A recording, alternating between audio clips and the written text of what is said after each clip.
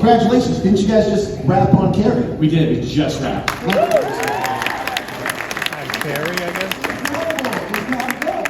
Oh, it's awesome. I love it so much. I'm so excited for you guys to see it. We just wrapped 8 episodes in Vancouver, and right before I got on the plane to be here, I was sitting at home editing. So I'll be right back to that. But it's, I gotta say, it's honestly one of my favorite projects I've gotten on. Yeah. We had so much fun on it. So. Can you let us know what scene you're editing? I mean, I can tell you, I just kind of tied the bow on the 5th episode. So we're cooking. I grew up reading. I started very young in reading things like Christopher Pike, Bellairs, and that kind of fed me eventually R.L. Stine and Stephen King. So I've always had that appetite to try to adapt things and to try to take stories that I love and put them out there in the world in the way that I see them in my head while I'm reading them. I had that when I was a kid at the public library finding Edgar Allan Poe for the first time. Like, I've always had that impulse. But I'm very, very fortunate in that a few times in my career, because it's also in Hollywood, it's way easier to get something made if it's based on something. They really, really like, you know, they call it IP. They really like that intellectual property, the existing book, that existing graphic novel. But I've been also very lucky to work on things that are original, which is much harder to kind of get going. But some of my favorites, like Midnight Mass, was my one show that I got to do that was mine. Although I think a lot of people would say it's also very Stephen King. But yeah, so I've been lucky enough to kind of play in both worlds. Mike and I haven't been fresh collaborators since Hush. We had an established pattern, established structure, and a way we knew how to work, and so it was very exciting to collaborate with Mike in a different way. And I think, if I may, I think we fell in love a little bit more in the friction of it, you know what I mean? Yeah, no, absolutely. I think underneath the scares, Stephen King is an optimist and a humanist. And I think Stephen King has enormous sympathy and empathy for human beings. I think the reason why his work resonates and continues to resonate, and that every couple of years I get to sit on a panel where someone says we're going through a Stephen King renaissance, because it keeps happening. Yeah. Like, it just keeps happening, and every time you think like, oh, it's slowing down, there's another influx. I think he's so prolific because he has a lot to say about what it means to be a person. And I think we are always going to be drawn to it because we love horror, we love the escape of that, we love confronting our darker nature in a safe way, the way horror affords it. But with Stephen King's work, we're also doing it from a place of empathy and from a place ultimately of hope. You know, he can tell some bleak stories. I look at the life of Chuck and The Long Walk next to each other. And these are kind of two of the extremes of the way Stephen King works as a storyteller, both with Mark Hamill, in very different ways. But you see how bleak and how kind of emotionally vicious The Long Walk is. And you see how kind of uncynical and earnest the life of Chuck is. They both came from the same writer. And despite that incredible spectrum, you know, that you're witnessing there, the thing that both stories have in common is a genuine empathy for the people on screen, regardless of the outcome. So the Dark Tower is going great. Still working on it constantly. The thing about the Dark Tower, and I feel that I would be frustrated with me as a fan, because I've said this enough. It takes so long. Sure. And a big part of that is that it truly is building an oil tanker. Just the right situation, and for those of you familiar with the books, know you've got very specific characters from other things that are essential to telling the story properly.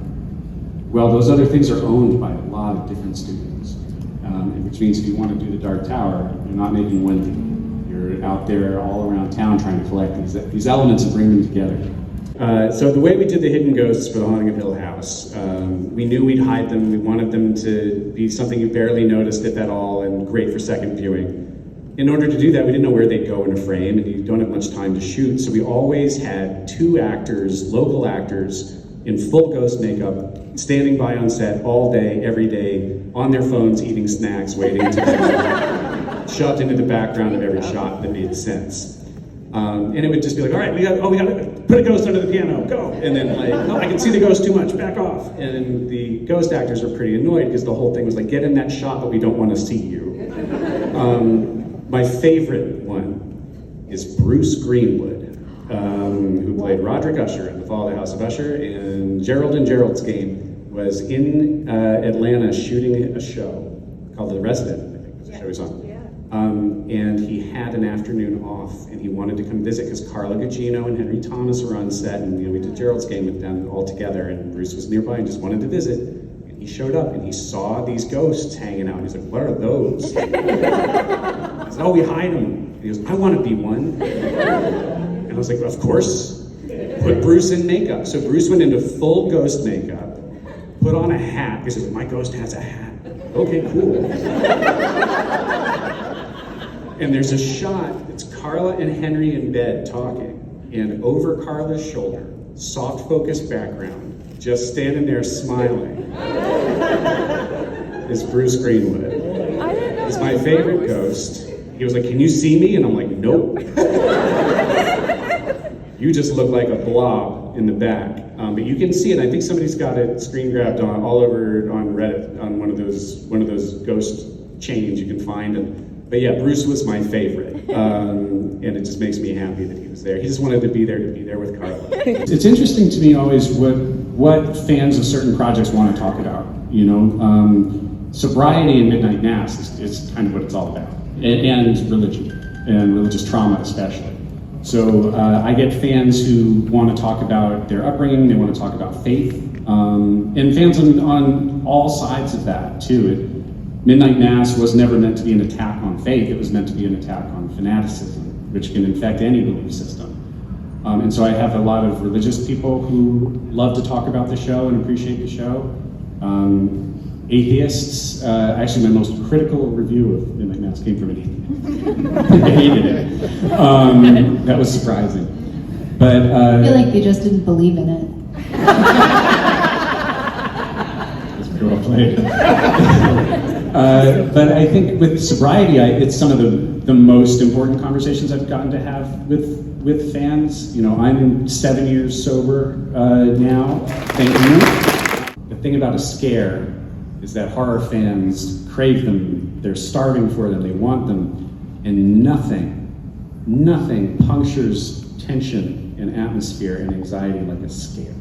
It's why when you have a jump scare happen in a horror movie and you're with an audience, the sound you hear right after is laughter. It lets all of that pressure out.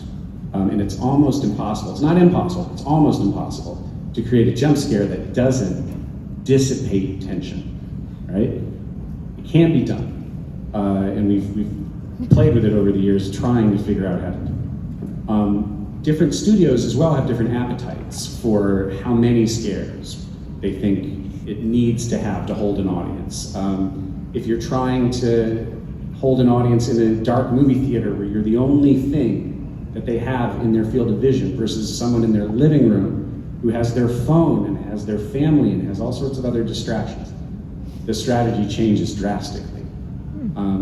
So yeah, it's a complicated negotiation that we always have to do. It's an imperfect science.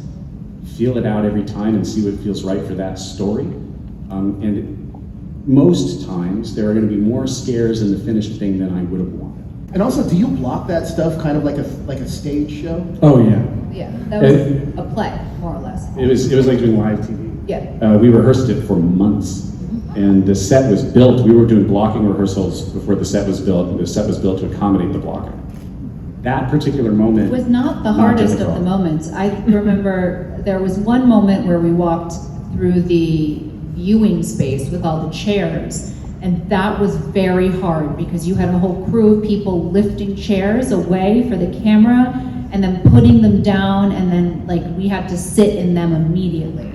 That was rough. But with the kids, we were all hidden in that little closet, in that little like hallway area. They would sit there, and the second, I think it was Lulu was the first one who felt the camera turn off all the kids. They would run, we would take their positions, and all we had to do was watch the camera go around and make sure we were there by the time it came back around. But it's so much fun. Like, it's the best. I was very nervous to your question about the kids going into it. And I was like, we're putting a lot of pressure on 6-year-olds, 7-year-olds to execute unbroken takes that in some cases are like 15-minute takes. It was never the kids. No. That was never the problem. But it was always an adult. Like if we were gonna blow up the take, and it was cast, it was crew, there were so many things that could go wrong, and did. But it was never the kids. And it was really funny by the time we figured it out. It was like, the 6-year-old's bulletproof.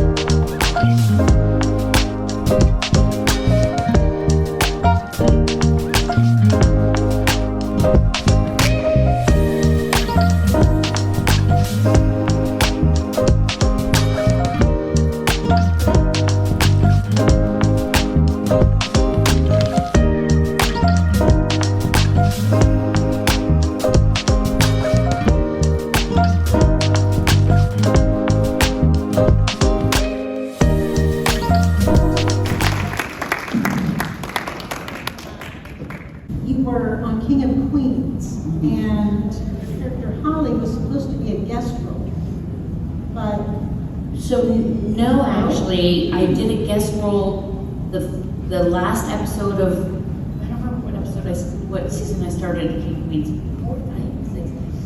But the last episode before that, I played someone that Leah Remini, Carrie was. They were going to have a baby. Remember that? And it was kind of sad because she ended up not having a baby. It was like a real life situation. And I played someone who worked at the baby store. And I was like, this script's not right. And I was mean. And the producers were like, we like her, but now we want to bring her on. And so they totally I Love Lucy, my character. Remember I Love Lucy? They did like put the same guy in like 17 different roles. So they put me in, I was like a totally different person as Holly the dog walker. And it was because of Jerry Stiller, who's the kindest, most everything you want him to be. He's that, and he's the most beautiful human being. But he was getting older and was too proud, understandably, to either have an earpiece in or to make cue cards, right? So at a certain age, some people will use cue cards or earpieces to tell them when he refused. And so he just wanted to learn his lines, but he wanted to run his lines nonstop, over and over and over again, because that makes sense. And Kevin and Leah were like, it's too much, it's a lot. So they hired me literally to be the dog walker to him on the show, and to be the person that was willing to sit there. Like, do you have it? But like, we will overpay you if you sit there and run lines and 24/7. I'm like, you got it. I was hired for a show called Futurama, where I was hired as the set. And I recorded 2 episodes, and then you know what, they want to go to. I get it. I didn't know it was going to be. Like, I was like, I get it. Things happen. So they fired me, and then 2 weeks later, Matt Green himself calls me, and I was like, I'm thinking you're the only one who is. And I was like, oh, I thought so too. It's funny, and then I did 2 more episodes. They fired me again, and then you know who plays it. And I'm like, it would have been fine if only it didn't run 75 seasons. I would have been fine with it, but like, oh, son of a, she's over it all the time. And Supergirl was the most me, the young me that like just wanted to make a difference.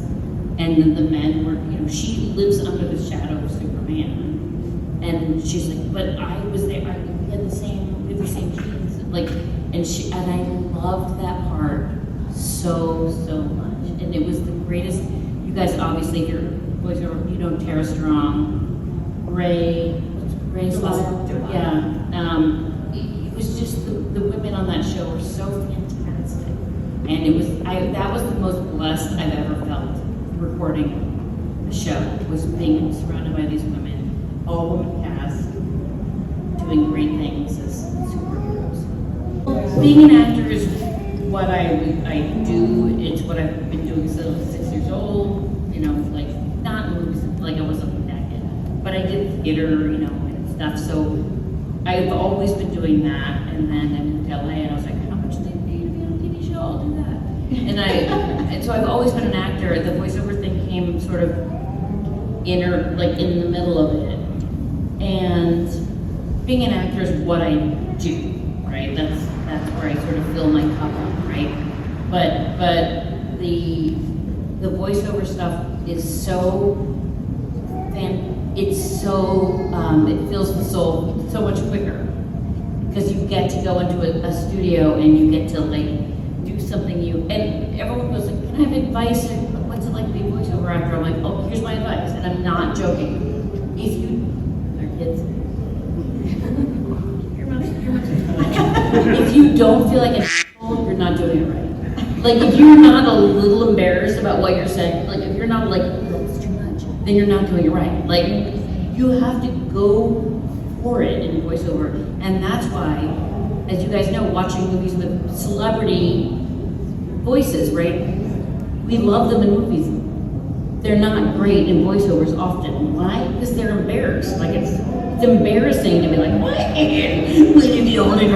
Like they don't want to do that. And like you have to do that. Everyone, if you hear my voice, you kind of know my voice. And so I wish I was someone who was like on Family Guy.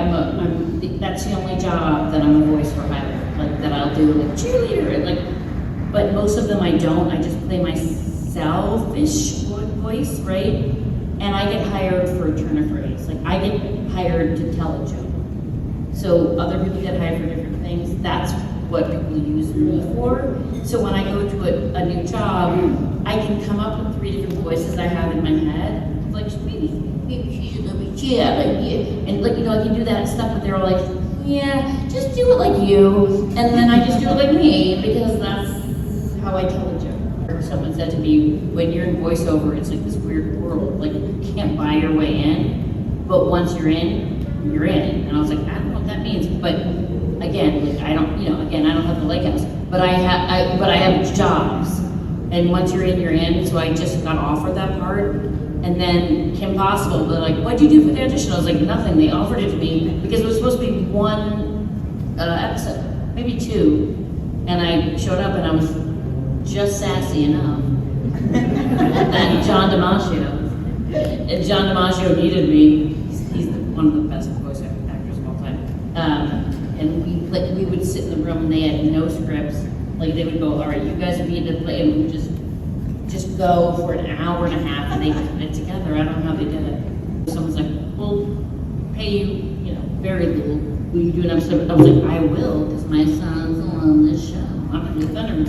I did an episode, and I guess they watched it again, I don't remember. And then later, kids rewatch the same series like 75 times.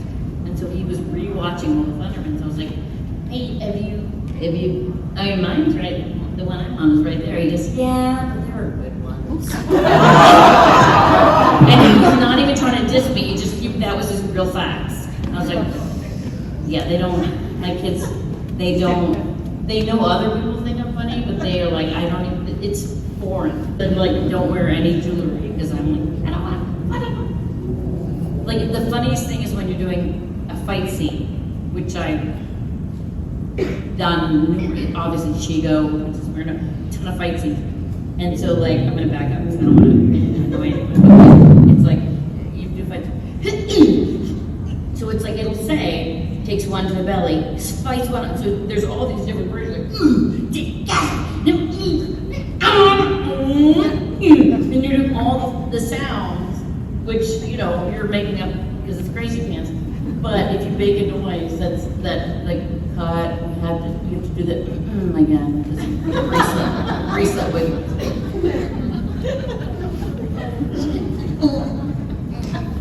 I know, I make a lot of noise. What if I just made a bunch of noises and you could kind of